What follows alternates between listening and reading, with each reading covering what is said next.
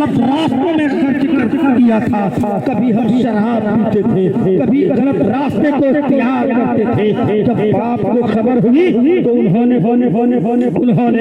خرچ دینے سے منع کر دیا۔ انہوں نے کہا کہ اب تمہارے لیے ہمیشہ کے لیے تجوری بند ہو چکی ہے، اب میں تمہیں کچھ نہیں دے سکتا۔ اپنے دوستوں کے ساتھ ایک دن بیٹھا ہوا تھا، دوستوں نے بھی شراب پیا، ہمیں بھی شراب پلائی، اور جب میں نے شراب پی لی اور پینے کے بعد جب مجھے نشہ آ گئی اور اسی حالت میں اپنے گھر پہنچا، باپ سے سوال کیا تھا کہ ہمیں دولت چاہیے، ہمیں مال چاہیے۔ باپ نے کہا تھا بیٹا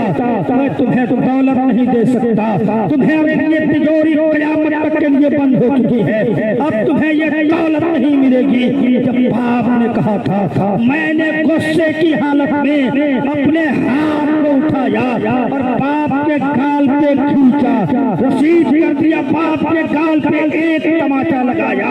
اور میرے باپ نے اسی وقت اپنے ہاتھ کو رب کائنات کی بارگاہ میں اٹھایا تھا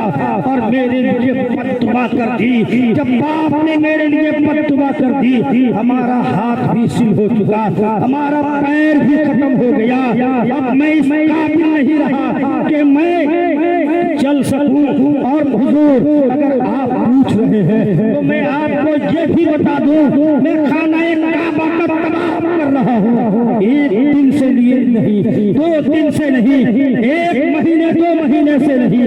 1 سال 2 سال سے نہیں، بلکہ میں 12 سال سے خانہ کعبہ کا طواف کر رہا ہوں، رب کائنات کی بارگاہ میں التجا کر رہا ہوں، پروردگار خطاؤں کو معاف فرما دے، پروردگار ہمارے گناہوں کو معاف فرما دے۔ اللہ تبارک و تعالی ہماری دعا کو قبول نہیں فرما رہا ہے، ہماری دعا قبول نہیں ہو رہی ہے، لیکن جب میرے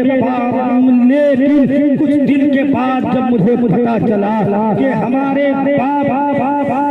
باپ حیات سے ہیں، کیونکہ میں گھر سے باہر جا چکا تھا اور میں پہنچا تو میں کیا دیکھا کہ ہمارے والد محترم سے جب ہماری ملاقات ہوئی، یعنی والد محترم گھر سے باہر جا چکے تھے، ایک دن وہ گھر تشریف لائے، کیا دیکھا کہ بیٹا کا نہ ہاتھ صحیح ہے نہ بیٹا کا پیر صحیح ہے، باپ کو اس کا علم نہیں تھا۔ ملاقات ہوئی تو کہا میرے بیٹے یہ کیا ہو گیا ہے، کیونکہ ماں اور باپ ایک ایسی چیز ہے، اگر آپ پریشانی میں ہو، اگر آپ تکلیف میں ہو، آپ نے ماں اور باپ کو جتنی تکلیف دی ہے، جتنی مصیبتیں دی ہے، جتنا ان پر ظلم ڈھایا ہے، ستایا ہے، یقیناً ماں اور باپ کی جب اپنی اولاد پہ نظر پڑتی ہے تو اس کے گناہوں اور خطاؤں کو معاف کر دیتے ہیں۔ تو باپ نے دیکھا ہمارا بیٹا اپاہج ہو چکا ہے، بیٹے نے کہا تھا آپ نے ہمارے لیے بددعا کر دی، ہم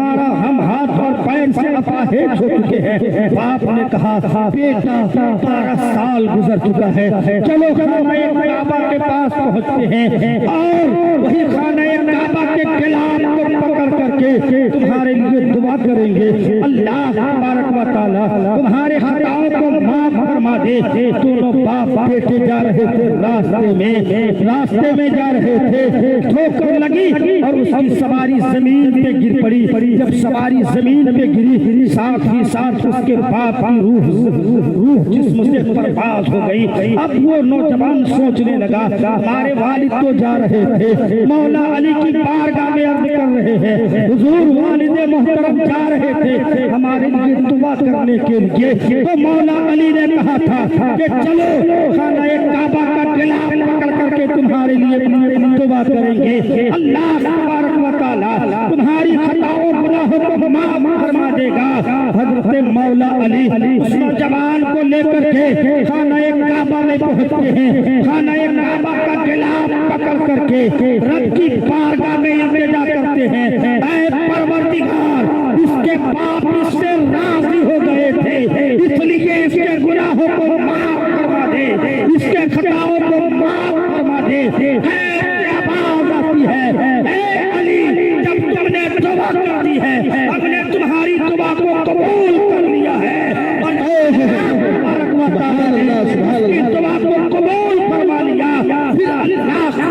व तआला ने उस बंदे को बिल्कुल उसी तरह अता कर दिया जिस तरह पहले उसका हाथ था, जिस तरह पहले उसका चेहरा था, जिस तरह पहले उसका पैर था। पता ये चला अगर माँ और बाप राजी है हमसे, हमारे रसूल राजी है, हमारे रसूल राजी है, उससे हमारा रब भी राजी है। और वही